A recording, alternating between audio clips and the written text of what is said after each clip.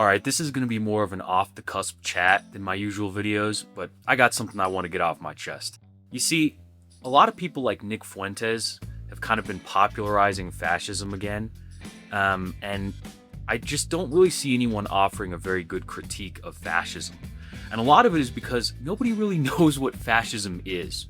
And I don't blame them. In fact, that's sort of the essence of fascism. It's incredibly vague, as we'll dive into it. It's more of an anti-ideology than an actual ideology. Fascism looks all flashy and cool with, Hugo Boss uniforms and Panzer tanks, but when you really probe into it, it's kind of just a big nothing burger. Go ahead and do a little experiment for me. Ask a fascist what fascism is, and pretty quickly you're going to realize they have no idea.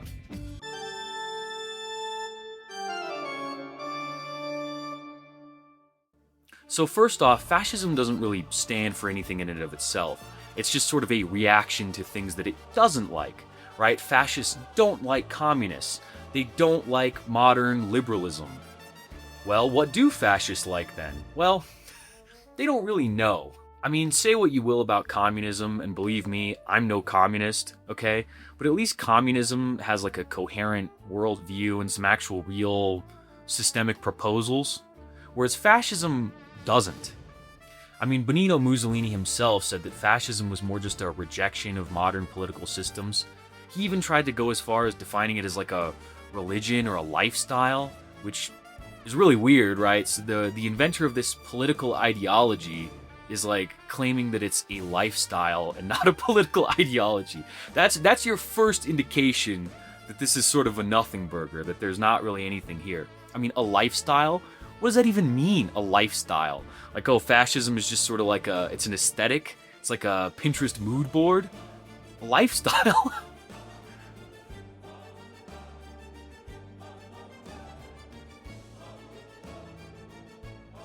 Okay, so fascism is vaguely about being pro-militaristic, which, okay, that's a position to be pro-military. It's not a very specific position, and quite frankly, it's not even really inherently fascist. I mean, doesn't every country on Earth more or less have a military that the people support, right? Or that they at least want to support? I don't really think that being pro-military is enough of a stance to really form an ideology around, okay? So already we're off to a really weak start. Okay, so maybe modern fascists, these people on like X who are, waving Hitler flags or whatever, what do they think fascism is?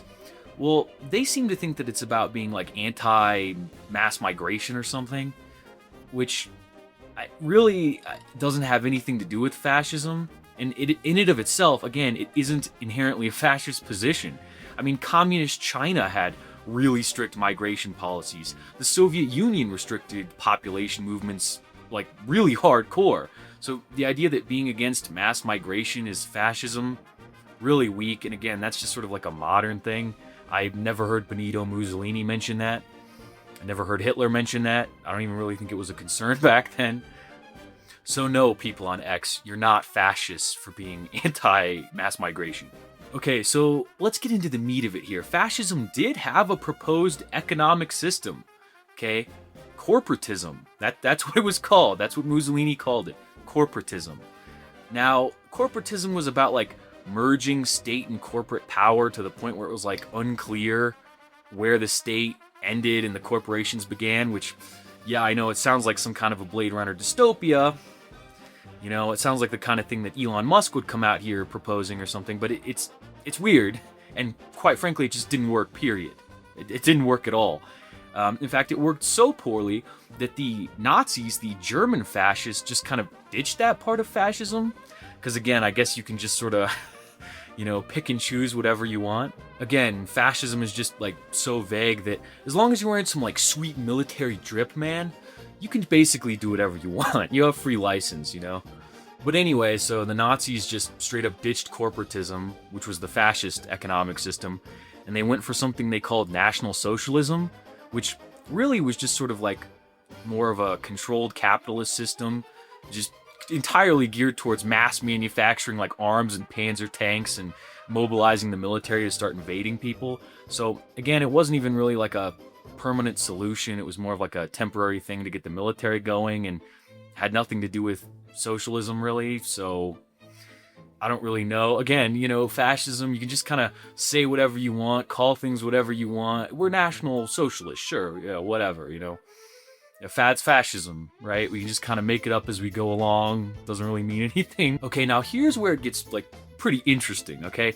Talk to more of the well-read, intellectual fascist types. The Julius Evola guys, the Nietzsche guys, okay? What do they think fascism is? Oh, well, they'll tell you that fascism is about creating the Ubermensch, the Superman, the man of tomorrow. Okay, that sounds great, right? The man of tomorrow, Superman. Who doesn't want a society of supermen, I don't know, wearing red capes and flying around? That sounds pretty sweet, man. Except, again, with fascism, probe a little bit deeper, and you're gonna realize this is just kind of like a vague aphorism. Like, okay, Superman. Who is the Superman? What does that look like? Well, you'll get some kind of response like, oh, the Superman is like, he's beyond categories, man. He takes what he wants. He does what he wants. It's like, he takes what he wants. He does what he wants. Like, what? So he's just sort of like a rowdy pirate or something? Like, we've had plenty of pirates in history. I don't remember any of them being the Superman, but okay, sure. He just sort of takes what he wants. Okay, whatever, I guess. But okay, how are we gonna make the Superman, right? How are we producing the Superman? Again, you're gonna get like crickets. Some of them will start trying to talk to you about like eugenics and race. This idea that like, oh well, we engineer the Superman in a laboratory. If we produce the like 100% Aryan God-man in a laboratory with genetic engineering and blah da da da da da, that would be the Superman. And it's like 100% Aryan. Like, what are you talking about? We've had white people forever. And I don't remember any of them being the Superman. Okay, I lived in a very white area, okay, growing up.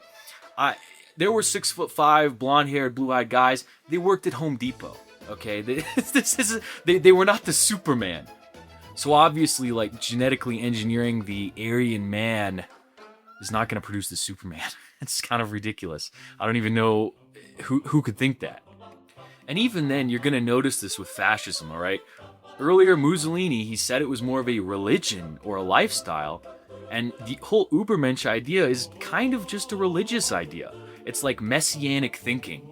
Like, oh, we're waiting for Superman Jesus to come and save us and dawn the new age. What? What?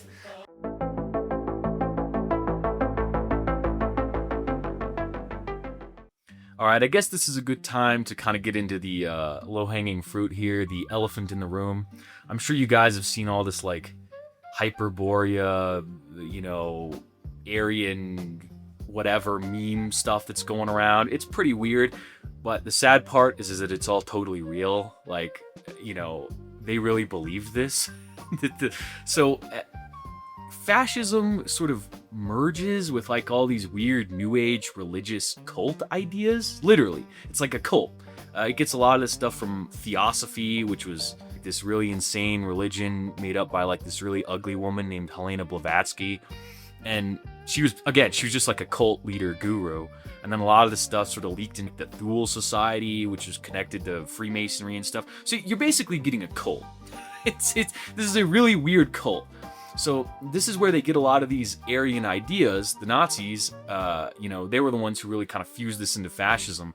But you get all these weird ideas. The Aryans are like the champions of the universe, and that back in ancient Atlantis before the flood, there were Aryan godmen, and they were just like, I don't know, they were shirtless and jacked, and they were just like gallivanting around or something. I don't know what they were doing. It's just sort of unclear. Magic, I guess they were doing magic.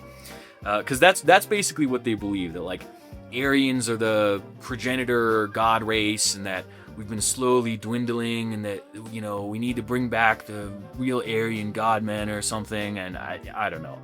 We need to dawn the age of Aquarius by bringing back the Aryan godman, who is the Ubermensch. Okay, this is psychotic.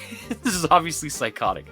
Not to mention, it's just like sort of hippie-ish and weird, right? Like a lot of people know that Hitler was a vegetarian, and Again, they fuse all this weird like Eastern cult stuff, like vegetarianism and veganism, and a lot of like Hindu stuff, to create this weird cult that basically merged with the state and merged with fascism. They believed in like magic crystals and sacred geometry and astrology, and that white people blood was magic, and I mean just some real quack stuff. It's the kind of stuff that like, you know, your crazy sort of vegan aunt would be into or something. Like weird new age ideas, man. Like, you know, tarot cards, magic crystals, like charlatan, you know, snake oil salesman type stuff. It's really kind of cringy and weird. But again, this is fascism, okay? It's pretty goofy. So again, you probably just noticed I listed a lot of sort of religious ideas, okay? And yet, those seem to be the bulk of fascism, right? These weird religious ideas. There's really not much political anything to this movement. It's bizarre. People think fascism is a political movement, and I don't know. I tend to agree with Mussolini. I think it's more of a religious movement. Or a lifestyle, whatever that means. A mindset, dude, the fascist grindset. Okay, so I'd like to take this opportunity to kind of discuss that fascism, yes, it's a big nothing burger, but it's even worse than that. How could it be worse? Well, it's totally a self-contradictory, like self-negating ideology. Okay, what do I mean by that? Well, they propose one thing and then the opposite of that thing at the same time. They do this constantly. So it's like, what is fascism? Like, oh, it's left and right. It's up and down. It's black and white, man. It's good and evil. It's you know, I mean, it's nonsensical. It literally is nonsensical. Okay, let me give you some examples.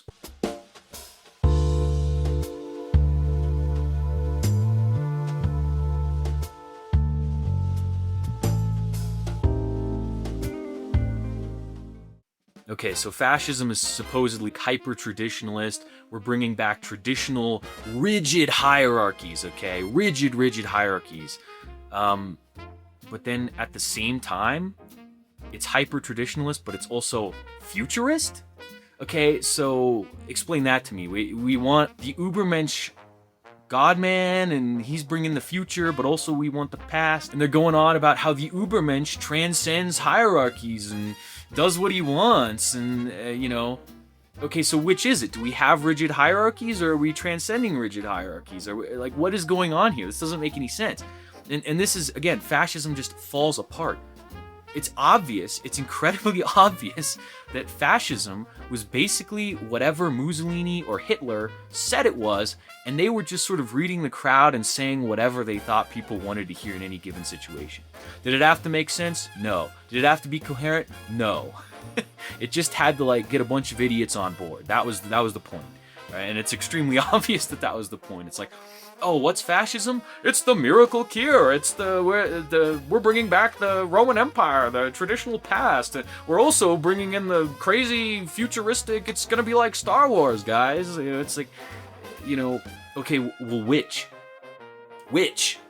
And again, we get into this weird thing where, okay, fascism is totally collectivist. I mean, that's what even the symbol of fascism, what it's named after, is supposed to represent. It's like collectivism, like hardcore unity, like, you know, we're all bundled together, we're all in it together, man. Okay, that's great.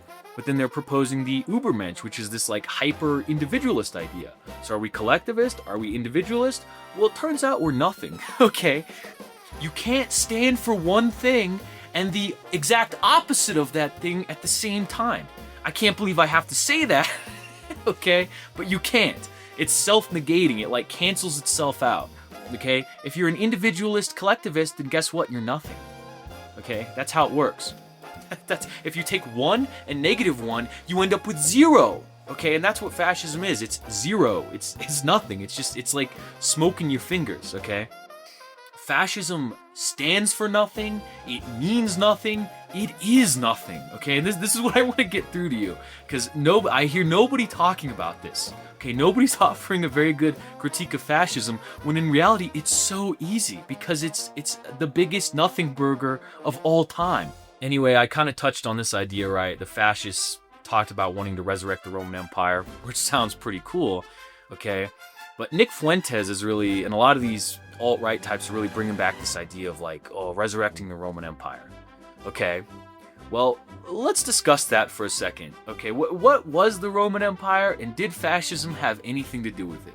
I would argue no, that it had nothing to do with it. It sort of was, fascism was kind of like trying to loosely aesthetically pull from the Roman Empire, which again, fascism is more of an aesthetic. It's a Pinterest mood board. It's a lifestyle. Okay, it's not really a substantive thing. So why aren't fascists the new Roman Empire? Why don't they represent the Roman Empire? Well, because they have this total obsession with purity and this kind of like, I hate to use the word, but I don't know a better one, like this like xenophobia, right? Of they don't want any foreign admixture. They want to be totally insulated from the rest of the world, right? Like Germany, Germans, no other culture, no outside influences. And that's not at all what the Roman Empire was. I mean, the very idea of being an empire, the dictionary definition of an empire implies that it's a collection, a lot of time, of ever-expanding groups and territories and cultures that are being incorporated into the empire, right? It's not just a single nation of a certain specific group of people. That's not what an empire is. But this fascist obsession with purity kind of led them to they sort of wanted to lock everything down and sort of put Europe into kind of like stasis, right? This totalitarian kind of like everything's highly controlled, highly regulated. There are no outside influences. And again, that's not at all. The Roman Empire was the exact opposite. It had the exact opposite impulse, the exact opposite instinct. The Romans were going everywhere and taking everything and absorbing everything, okay? The Romans were famous for absorbing and adapting different cultures and different peoples, okay? That's like one of the key things that really defines the Roman Empire. Many argue it's the defining trait of the Roman Empire was their ability to absorb and adapt. Let me give you some examples, okay? The Romans took philosophy from Greece. They took monumental architecture from Egypt. They took, swords and weapons from the Celts. They took, naval strategies from the Carthaginians in North Africa. They took, spices from India. They took imperial etiquette from Persia, okay? They took cavalry units and ideas from the Germans, okay? This is far from like an isolated, totally ethnically homogenous culture without any foreign influences. It's like the exact opposite. It's frontiersmen, adventurous type dudes going out there and scouring the ends of the earth and finding anything good and just incorporating it into their system, right? Adapting it and incorporating it. And really, I think that was the key to the Roman Empire. That's part of why it lasted for so long. Right? I mean, compare the Roman Empire in 27 BC to 1453 AD. It looks totally different. Totally different. Okay? It had adapted dramatically over time and it become a totally different animal. I mean, you even look at pictures of from generation of the Roman Empire, they look totally different. It's obvious that these were far from a people in stasis. These were people gallivanting around the globe and finding every good idea based on merit and just absorbing it, okay? They took everything good and incorporated it into their system. That's why everything worked so well, okay? Whereas the fascists, they want this kind of isolationist, we don't want any foreign influences, we don't want any foreign cultural things. Okay, well, if the Roman Empire had that attitude, they would have said no to Greek philosophy, they would have said no to monumental architecture from Egypt, they would have said no to, advanced weaponry and military tactics that gave them an edge in the battlefield. It would have totally neutered the Roman Empire. So at the end of the day, was fascism an attempt to bring back the Roman Empire? No. No, it wasn't. They took some aesthetic stuff from the Roman Empire. Cool. It was aesthetic. I'll admit it. It was cool. Well, Roman stuff looks cool. But fascism itself was basically just a bunch of angry militants who hated communism, who just sort of then fused with a weird new age religious cult and then got totally out of control, okay? The history of fascism is a lot closer to Jonestown than it is the Roman Empire.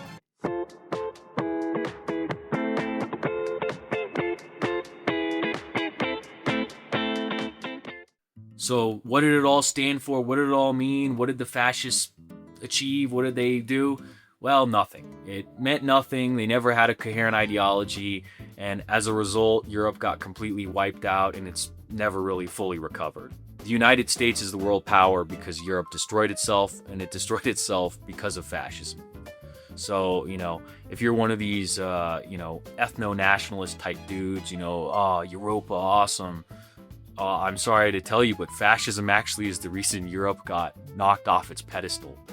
Okay, it destroyed Europe. You are advocating your own destruction if you support fascism. You are advocating the thing that destroyed you. And it's obvious why it destroyed you. It destroyed you because it was a nothing burger. It meant nothing. It was just a bunch of opportunist guys just sort of like throwing stuff at a dartboard, seeing what stuck, right? There was no coherent anything going on there. That wasn't a real plan.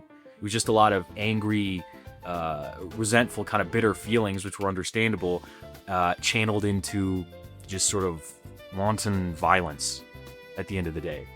If someone put a gun to my head and really forced me to try to define fascism, which is really hard, I would ultimately define fascism like this. We're angry because we don't like modernity. We don't know why, and we don't know what to do about it, but until somebody figures it out, we're gonna keep blowing things up.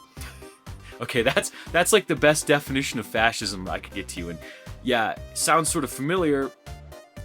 Fascism is basically white people ISIS, except ISIS has way clearer like religious ideas and commitments than fascism, which is just sort of a vague new agey cult about Atlantis and magic white people blood, and I don't know, man, it's really weird. And believe me, I don't like a lot of modernity myself. I mean, you can watch my videos. I dislike a lot of modernity. So I get it. I understand why they were upset. I understand why a lot of these people are still upset. But fascism offers no solutions, as I've just demonstrated. It's a nothing burger. It's empty. It's grasping smoke. There is nothing there, okay? Fascism offers nothing but contradictions, chaos, and a bunch of like goofy new age religious ideas that only your crazy vegan aunt would believe. So please rethink your life, okay? Subscribe to my channel, okay? I hate modernity. I'm trying to offer real solutions. Subscribe, all right? We can be friends. I'm not trying to just, get the crowd all agitated and, chanting contradictory slogans. So I'm Leo Light. This has been the Imperial Synaxis. Please subscribe for more. If you like this style of video, this kind of more off-the-cusp chat, then, let me know. I'll do more of them. Godspeed, my friends. I'll see you next time.